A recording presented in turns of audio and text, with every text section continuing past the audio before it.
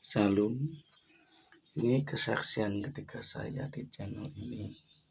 Terima kasih untuk kesempatan yang diberikan kepada saya. Saat ini saya mau menyampaikan, beberapa waktu yang lalu saya membaca kitab Rut. Dan kitab Rut menurut saya cukup berbeda dengan kitab-kitab lain di dalam perjanjian lama tentunya. Ada suatu keadaan di mana bangsa Israel sedang tidak baik-baik saja karena meninggalkan Tuhan. Kemudian ada orang yang ditemui oleh Tuhan untuk menegur bangsa Israel. Dan endingnya biasanya terjadi rekonsiliasi nasional dan bangsa Israel mengalami pemulihan kembali serta pertolongan dari Tuhan. Begitu kurang lebihnya struktur kalau kita baca dalam kitab-kitab kenabian perjanjian lama. Dan di kitab Rut ternyata tidak ada sama sekali orang yang kemudian dijumpai oleh Tuhan secara pribadi. Jadi seakan tidak ada firman dari Tuhan. Dan justru di situ uniknya, karena firman Tuhan bukanlah tentang Tuhan berbicara langsung, melainkan ketika orang-orang yang percaya kepadanya melakukan firman Tuhan, dan di dalam keadaan seperti itulah dapat juga disebutkan sebagai Tuhan berfirman. Karena kalau kita sudah percaya kepada Tuhan Yesus Kristus namun tidak melakukan apa yang difirmankannya, maka itu dapat disebut sebagai tidak mendengarkan suara Tuhan. Sedangkan ketika kita percaya kepada Tuhan Yesus Kristus dan kita melakukan firman Tuhan, maka itu pun disebut mendengarkan suara Tuhan, walaupun kita tidak mendengar suara Tuhan secara audible mungkin. Karena bahkan hikmat dari Tuhan yaitu takut akan Tuhan juga merupakan dari suara Tuhan. Dan itu tentunya ketika kita melakukan firman Tuhan, dan untuk melakukan firman Tuhan itu maka kita perlu tahu firman Tuhan itu apa aja, yaitu dengan membaca Alkitab tentunya. Dan melakukan firman Tuhan itu pasti ada pergumulannya masing-masing. Menurut saya bohong kalau misalnya orang mengaku melakukan firman Tuhan tanpa suatu pergumulan. Menurut saya yang tanpa pergumulan itu bohong. Sebab kita ini manusia yang lahir dari daging. Dan pasti untuk melakukan kehendak Tuhan, tentu daging dan kehendak Tuhan akan saling berjuang di dalam hidup kita. Dan itu pasti terjadi pergumulan. Yang mana yang lebih kita beri makan, istilahnya begitu. Semakin kita memberi makan kehendak Tuhan, tentu itu yang akan kuat. Dan pergumulan dalam melakukan kehendak Tuhan itu sangat wajar di dalam kehidupan ini. Saya pribadi misalnya dahulu saya itu mulai membaca Alkitab sejak tahun 2002. Dan saya dengar khotbah hamba-hamba Tuhan yang memang menegaskan untuk membaca Alkitab setiap hari. Namun hal itu tidak diketahui oleh orang tua saya ketika itu. Suatu beberapa tahun kemudian ketika kebetulan saya bekerja di kota kelahiran saya, maka orang tua saya tahu kalau saya baca Alkitab. Dan maksudnya itu mungkin baik karena katanya kalau mau membaca Alkitab itu perlu orang yang mendampingi, katanya begitu. Lalu bagaimana mau pendampingan, kan semua hamba Tuhan Kristen tidak mengatakan itu. Karena kan Alkitab itu sudah bahasa Indonesia dan artinya ya seperti yang tertulis itu. Dan sebenarnya ya memang tidak perlu didampingi karena sudah jelas bacaannya seperti itu kan. Bahkan seluruh orang Indonesia yang membaca Alkitab tentu akan membaca huruf yang sama dari Kejadian sampai Wahyu. Ya sama semua seperti itu. Dan maknanya juga sama semua. Bingung juga saya waktu itu. Jadi setiap kali saya membaca Alkitab itu di belakang pasti ada backsound ngomel-ngomel menyalahkan saya kalau baca Alkitab. Kata beliau, mengapa baca perjanjian lama saja, baca perjanjian baru, dan itu kan yang penting melakukan 10 perintah Allah. Ya sudah, terdahulukan tidak perlu baca lagi. Di rumah kan ada itu 10 perintah Allah yang di figura. Di figura satunya ayat tentang doa Bapa kami. Saya juga bingung lagi tuh. Kan 10 perintah Allah itu diambil dari perjanjian lama juga. Tapi saya baca perjanjian lama kena dampar juga. Kan kalau menurut yang saya dengan waktu itu membaca Alkitab dari kitab Kejadian sampai Wahyu, jadi pasti awalnya membaca perjanjian lama, baru kemudian membaca perjanjian baru di akhirnya tentunya. Saya pikir saya lagi, tapi ya begitu ya, saya tetap istilahnya daplek. Saya kan tidak peduli orang tua saya begitu, tetap saja membaca Alkitab. Bahkan kadang kalau sudah beberapa kali diomelin begitu, Sudah beberapa hari atau beberapa minggu kemudian kebetulan hati saya tidak enak, pas diomeli ya akhirnya jadi debat mulut. Itu juga salah sebenarnya sih, karena memang taat kepada otoritas itu perlu, karena walaupun kita mendapatkan perlakuan seperti itu namun tetap setia pada Tuhan, akhirnya ada pertolongan juga dari Tuhan. Waktu itu pertolongan dari Tuhan gantian otoritasnya, dari otoritas saya itu atau bahasa gampangnya nenek saya gantian ngomeli orang tua saya ketika saya membaca Alkitab dan diomeli seperti itu. Karena orang tua saya yang diagungkan dari 10 perintah Allah ya cuma satu perintah, yaitu hormatilah ayahmu dan ibumu, itu saja. Sedangkan Alkitab justru perintah lain di dalam 10 perintah Allah, yaitu mengenai mengasihi Tuhan, supaya tahu akan firman Tuhan. Kalau sudah tahu, melakukan firman Tuhan itu. Kalau tidak tahu atau hanya disuruh seperti untuk melakukan hanya satu perintah dalam 10 perintah Allah, kan tentu kurang beres juga perintah itu kan. Pasti ada kepentingan di balik itu. Sedangkan kalau keseluruhan dari 10 perintah Allah itu, yaitu yang dari Tuhan. Untungnya nenek saya dikirim Tuhan untuk menolong saya ketika itu. Jadi saya bingung juga kalau membaca Alkitab disuruh ada pendamping, padahal itu ya memang tidak ada kecuali Tuhan sendiri. Disuruh tidak membaca perjanjian lama namun justru disodorkan perintah dari perjanjian lama. Ujungnya mungkin disuruh sekolah Alkitab mungkin. Terus setelah sekian lama pergumulan semacam itu baru mungkin mengerti maksudnya. Jadi kalau sekolah Alkitab dianggapnya membaca Alkitab sambil didampingi. Mungkin anggapannya seperti itu. Jadi mungkin dianggap seperti murid SD yang sedang belajar membaca terus dituntun oleh gurunya. Mungkin anggapannya seperti itu. Selang beberapa belas tahun kemudian ya kesampaian juga sekolah Alkitab. Dan Anda tahu yang disuruh di sekolah Alkitab ya disuruh membaca Alkitab setiap hari. Ya membacanya sendiri bukan didampingi. Nah, terus saya itu sebenarnya waktu itu dianggap salah oleh orang tua saya itu karena membaca Alkitab sendiri itu benar atau salah ya. Lalu sekolah Alkitab justru disuruhnya sama juga ketika waktu saya disalahkan dan diomeli ketika membaca Alkitab waktu dulu itu. Terus yang salah siapa kalau seperti itu? Ya saya hanya menganggap itu mungkin itu bagian dari pembelajaran saya, pembelajaran Tuhan kepada saya. Bahwa di dalam setiap pergumulan mentaati kehendak Tuhan, pasti ketaatan setiap kita diuji oleh Tuhan. Karena yang selama itu saya rasakan ketika saya selesai membaca dari kitab Kejadian sampai kitab Wahyu, itu kemudian ada semacam hadiah dari Tuhan.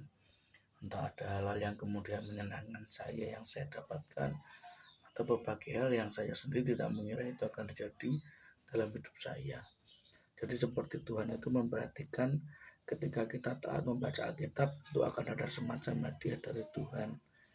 Akhirnya membaca Alkitab menjadi bagian dalam hidup saya. Saya itu kalau membaca Alkitab sesuai dengan hati saja.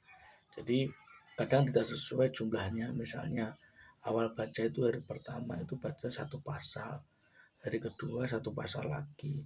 Nanti tiba-tiba ingin membaca lebih lagi. Hari berikutnya baca 2 pasal, besoknya lagi 2 pasal lagi. Begitu itu ada keinginan nambah lagi, hari berikutnya jadi 5 pasal.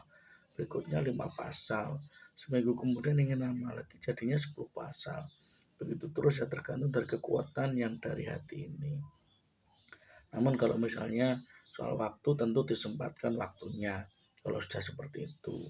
Jadi bukan soal ada tidaknya waktu lagi, cuma membaca Alkitab itu ya di hati ini kekuatannya seberapa mau bacanya. Dan biasanya itu meningkat terus. Bahkan pernah itu membaca Alkitab sampai 40 pasal sehari. Ya nikmat aja waktu itu. Namun sekarang ya turun lagi jumlahnya karena kesibukan dan lain sebagainya. Memang ada pergumulannya itu pasti. Namun dalam ketaatan itu Tuhan pasti berikan jalan keluarnya. Misalnya saya gantian ngomeli orang tua saya. Jadi otoritasnya lebih tinggi nenek saya dong daripada orang tua saya.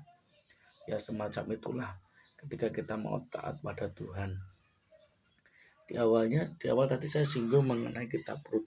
Di kitab Rut juga ada hal menarik yang mungkin dapat saya bagikan. Dan kalau kita sama-sama membaca dari Alkitab LHI, ya tentu isinya sama dan pasti artinya tulisan juga sama antara yang Anda baca dan yang saya baca. Jadi mungkin tidak perlu pendamping kalau Anda sudah bisa baca tulis ketika Anda membaca Alkitab. Bisa ya sama-sama membaca Alkitab sendiri di rumah masing-masing. Kitab Rut itu mengisahkan sebuah keluarga dari keturunan Israel dari suku Yehuda yang karena kelaparan lalu merantau ke suatu tempat. Di perantauan dapat menantu keluarga itu, namun keluarga itu meninggal semua sebelum pulang lagi ke tanah Israel dan tinggal ibu dari keluarga itu saja bersama menantu-menantunya. Dan ibu itu namanya Naomi. Naomi itu seperti nama baptis dari nenek buyut saya, Naomi Sukinah.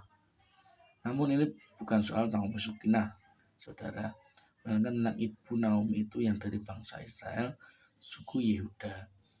Dan ketika ibu Naomi itu hendak pulang ke Israel, disuruhnya menantu-menantunya pulang ke rumah orang tua mereka masing-masing. Mungkin namanya wanita yang katanya sih setiap hari perlu mengucapkan sekian ribu kata. Salah satu menantunya mungkin tidak tahan lagi mendengar suara ibu Naomi itu supaya mereka pulang ke rumah orang tuanya masing-masing. Dan pulanglah salah satu menantunya.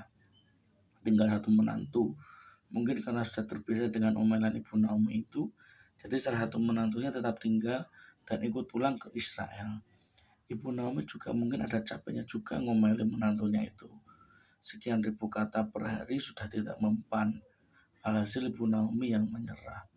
Itu mungkin bisa karena menantunya itu telinganya mungkin sudah terlalu tebal mendengar ibu Naomi itu, atau mungkin pendengaran sedang tidak baik, atau mungkin sebab lainnya.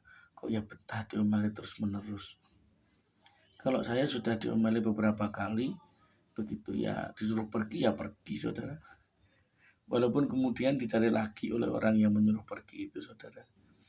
Itu kalau saya. Tapi Ruth itu ya seperti itu, diomeli oleh Ibu Naomi berhari-hari, mungkin kok masih betah saja. Saya juga belajar dari menantu Ibu Naomi itu ya namanya Ruth, saudara. Betah saja diomeli tiap hari, disuruh pergi ya tidak pergi, cuek aja dan tetap ikut kembali ke Israel. Kemudian sampai di sana disambut oleh tetangga-tetangganya Ibu Naomi itu. Kebetulan waktu musim panen dan Ibu Naomi itu menyuruh Ruth untuk pergi ke ladang dan memungut jelai yang ditinggal oleh pekerja-pekerja. Jadi itu salah satu hukum dalam perjanjian lama yang menurut saya baik, saudara. Walaupun orang banyak anggap perjanjian lama itu jahat, kejam, buruk. Nah, kalau kita baca dalam buku hukum Musa, ada yang seperti itu.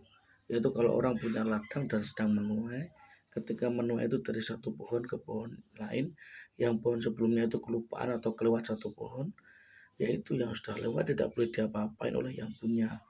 Hasil dari pohon yang kelupaan diambil itu adalah bagian orang miskin yang mau mengambil hasilnya. Itu boleh dimakan, boleh diambil, dibawa pulang, dan pemilik harus ikhlas memberikan itu.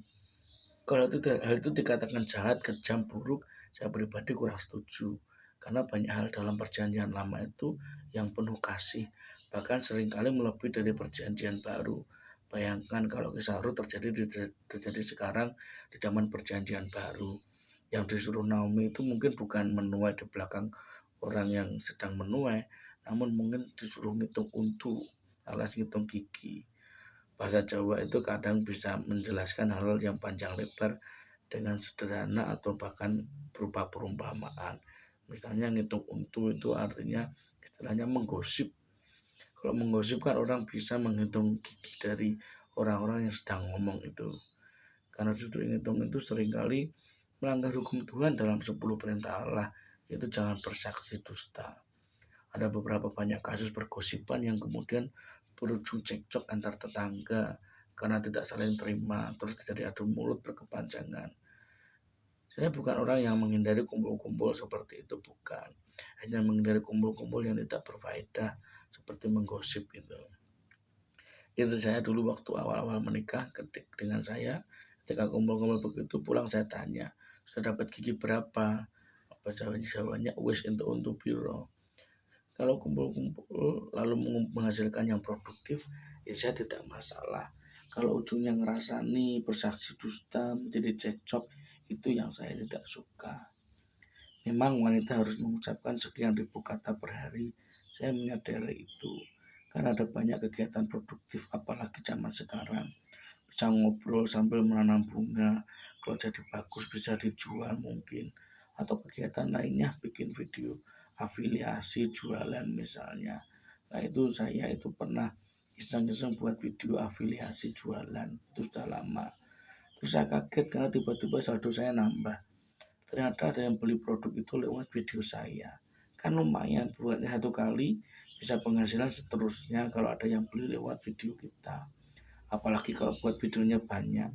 Itu peluangnya lebih lagi dan produktif daripada bikin dosa dengan ngitung untung. Sudah ngitung untung, nguntal kondo.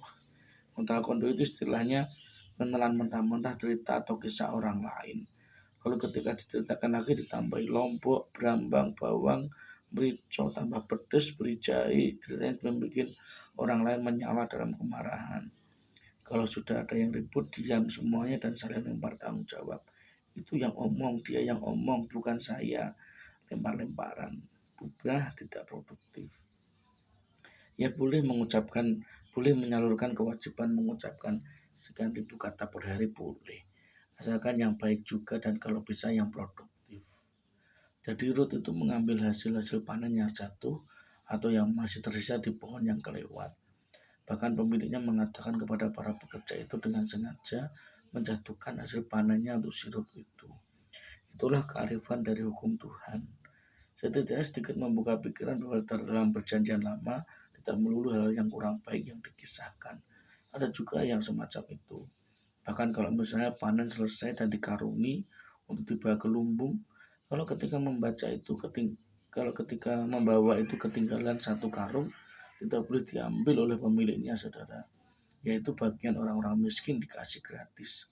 Kalau zaman sekarang kalau perlu dilangsir, bawa sedikit-sedikit sampai semuanya dibawa. Kalau ketinggalannya dicari semuanya sampai jumlahnya sesuai. Nah, itu juga yang saya pelajari di sekolah Alkitab, bahwa dalam perjanjian lama juga merupakan hukum kasih dari Tuhan. Karena Tuhan itu kasih sejak dahulu kala, bahkan sampai selama-lamanya. Jadi hukum kasih bukan hanya di dalam perjanjian baru saja.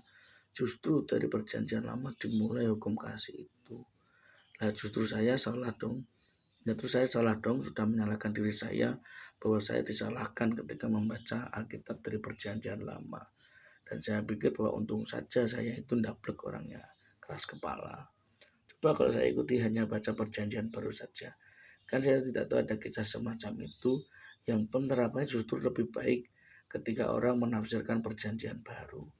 Kalau zaman perjanjian baru ada janda di bawah Naomi datang, sekarang mungkin dirasani sana sini oleh orang. Sudah beda kebudayaannya, itu yang hitung itu semakin banyak untuk mengunci. Belum lagi janda itu dapat orang kaya raya, jadikan istrinya. Wah, ceritanya ditambahi lombok, berambang, bawang, merica, plus jahe, pedes stok di sini. Kalau di kisah perjanjian lama itu tidak ada semacam itu, karena semuanya sibuk bekerja, sibuk melakukan hal-hal yang produktif. Meskipun di sisi lain mungkin ada juga, namun kisah itu mengisahkan semuanya bekerja dalam panen itu. Semoga juga rekan-rekan baca sendiri ya kitab Rut, supaya tahu alur ceritanya dan banyak hal bisa dipelajari dari situ. Betapa hukum kasih dari Tuhan bukan melulu soal perjanjian baru, namun telah ada sejak perjanjian lama. Sekian dulu kesaksian saya. Terima kasih. Tuhan Yesus memberkati saudara sekalian dan saya. God bless you all.